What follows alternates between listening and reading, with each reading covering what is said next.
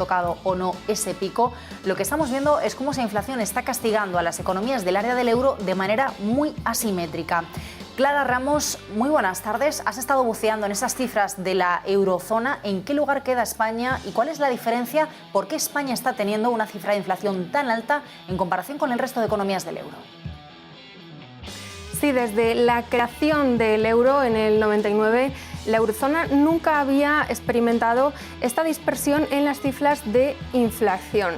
La pregunta que quizá muchos se hagan al ver este gráfico que les vamos a poner a continuación es ¿por qué ocurre esto? ¿Por qué se da esta dispersión en la inflación? Bueno, a la pregunta de por qué España sufre una inflación mayor al resto, podemos decir que los precios de la energía sí que son globales, pero el impacto no es igual en todas las economías de la eurozona. ¿En qué lugar queda España? Bueno, pues lo cierto es que, como pueden ver en los datos de ese gráfico que les mostramos, no queda muy bien parada, podríamos decir. Y es que la muestra de esos datos en la variación interanual de inflación en los grandes países de la eurozona nos muestra que España, en los datos de ese último mes que conocemos de marzo, se encuentra en el top del ranking, ¿no? Como podríamos decirlo. La primera de las razones es el precio, y es que España se encuentra a la cabeza en el precio de la luz. En el caso de España, el precio de la luz, de la electricidad, concretamente se ha disparado más de un 100% interanual, a diferencia de en otros países como por ejemplo en Italia, que lo ha hecho un 82%, en Alemania un 17,6% y en Francia, que únicamente lo ha hecho un 6%. Estas diferencias en los precios se deben principalmente a las distintas estrategias de compra que utilizan las diferentes empresas en sus operaciones de venta de gas.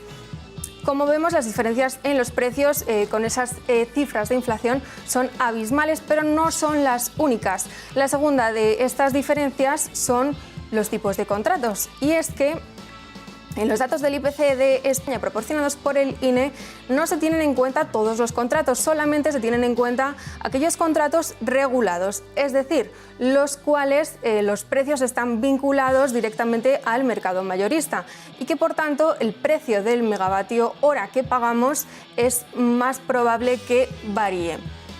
Por último, otro de los aspectos clave en esas diferencias en los mercados energéticos son las ayudas. Y es que en algunos países como Alemania se decidió actuar en el bolsillo directamente de los consumidores. Por ejemplo, dando 300 euros a cada contribuyente como ayuda, o incluso también dando 100 euros por cada hijo a las familias, ofertando algunos billetes de transporte público, por ejemplo, a 9 euros. En el caso de España se han optado por medidas diferentes, ayudas diferentes, como por ejemplo subvencionar esos precios finales mediante esa famosa ayuda que ya a todos nos suena de 20 céntimos de euro a la hora de repostar, ¿no?, en las gasolineras.